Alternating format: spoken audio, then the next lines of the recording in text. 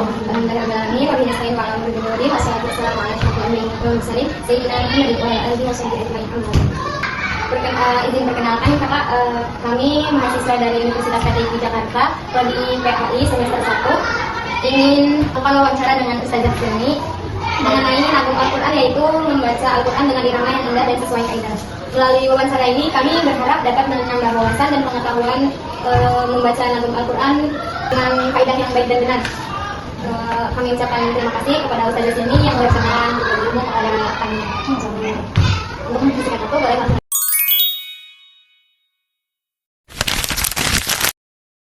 Sejak kapan ya Ustazah mulai mempelajari nabung Al-Quran? Kalau saya pribadi mulai belajar tilawah nabung Al-Quran itu dari SD, dari kecil, jadi memang sudah dilatih sama orang tua. Apa sih yang mau memotivasi Ustazah bisa ikutan nabung Al-Quran? Motivasinya itu biar bisa baca Al-Quran itu dengan irama yang bagus, dan juga orang tua juga Kori juga, jadi kayak termotivasi sama orang tua sendiri. Betul sekali. Betul. Kalau menurut Ustazah, pengertian nabung Al-Quran itu apa sih? Nabung Al-Quran itu tadi apa? Irama nada baca Al-Quran, ada irama baca Al-Quran. Jadi biar bacaan Al-Qurannya itu nggak datar-datar aja, ada irama-iramanya, tapi sesuai kaidah tajwid, tetap ada tajwidnya, dan juga lagu-lagunya yang sopan gitu. Gitu sih.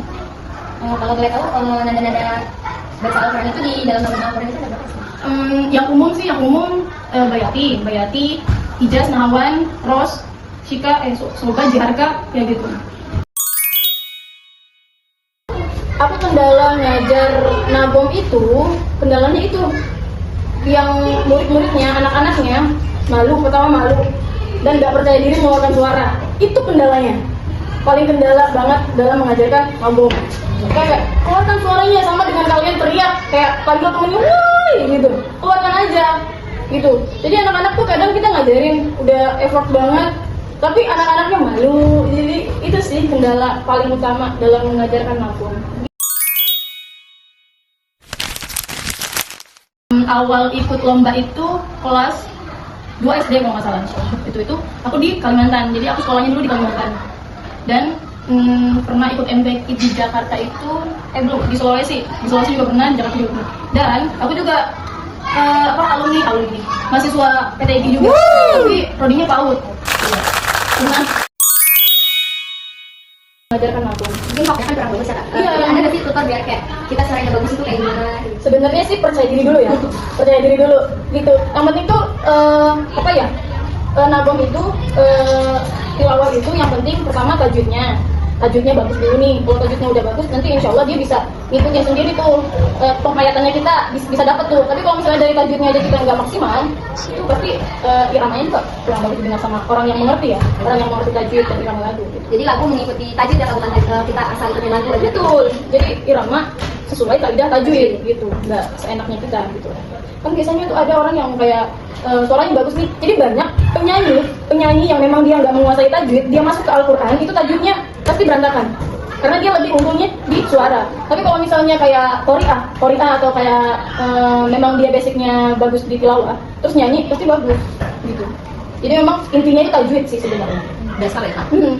Tajwid. Kalau misalnya suara kamu bagus tapi tajwid kamu nggak bagus, wah itu minus banget. Itu sih. Kalau untuk biar kita dapat suaranya tinggi tuh, Kalau aku sendiri ngajarin anak-anak tuh, kalau misalnya mau suaranya bisa tinggi, badannya juga harus ikut kuat. Jadi kayak dikuatin badannya. Makanya itu kayak ada orang yang kayak tilawah begini banget kan, gitu. Tapi kayak kalau misalnya aku pribadi, kalau suara tinggi, kalau nggak kayak gini, pegang kepala gitu kan, biar maksudnya apa ya, kebantu gitu. Pokoknya kan kalau misalnya kadang suara tinggi tuh pusing sendiri. Jadi untuk menahannya tuh kayak gini gitu. Terus badannya tuh nggak boleh bungkuk. Dia tegap, jadi pernapasannya itu lebih maksimal gitu. jadi faktor pendukungnya badannya juga harus kuat. Sama kayak anak-anak tantrum, pasti badannya kuat. Kalau misalnya lemah dia nggak bakal keluar keras suaranya, gitu sih. Yang pengalaman kakak Silmi ngajar kayak gitu. Oke, kalau misalkan kami bikin untuk Ustazah ngajarin kita tentang nada jiharkat, boleh nggak sih? Insya Allah sih ya. Yang awal banget itu, jadi aku tiruin baca satu kali. Terus kayak potongan-potongannya. Jadi kayak contoh sanulqi fi, aku baca sampai akhir dulu, baru nanti aku baca kayak potongan-potongan sanulqi fi, terus mereka ngikutin gitu. Mungkin pertama itu aku ulang biasanya sampai 3 atau 5 kali, sampai mereka tuh kayak merekam dulu, jadi mereka diem Terus habis itu aku bilang coba kita suka kasih ilmu sanulqi fi. Jadi tekanan itu aku kasih tahu. Misalnya di Q-nya tekan, terus sanulqi fi tekan lagi di V-nya gitu. Jadi kayak bertahap potongan-potongan. Satu, dua, tiga. Sanulqi fi qulubil ladzina kafaru bima asyraku billah. Oke, dapat. Jawabnya bima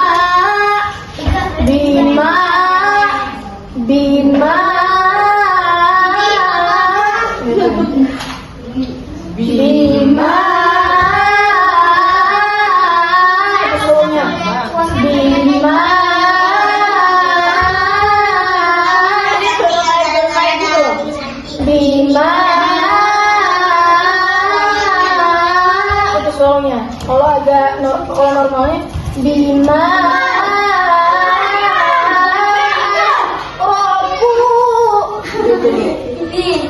punya tekan, punya naik.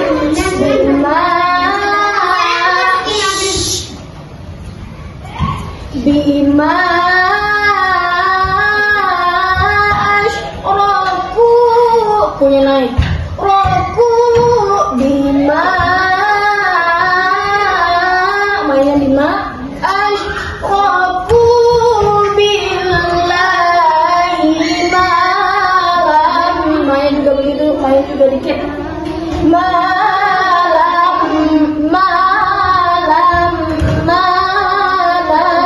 yunazzil bihi sultana.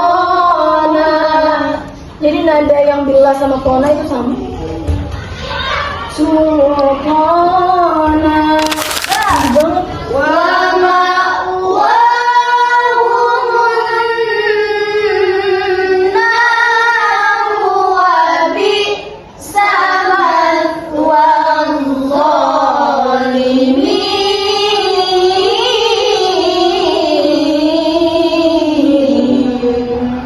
Selalu aman ya. Oke, sudah kalau bareng-bareng 2, 3. Shallallahul azim. Demikian wawancara kita pada hari ini tentang seputar nagom. Terima kasih kepada Ustazah Silmi atas ilmunya yang telah diajarkan kepada kami. Semoga ilmu yang Ustazah berikan kepada kami menjadi bermanfaat untuk kami dan teman-teman. Kurang lebihnya mohon maaf atas kesalahan kami. Syukran. Wassalamualaikum warahmatullahi wabarakatuh. Waalaikumsalam warahmatullahi wabarakatuh.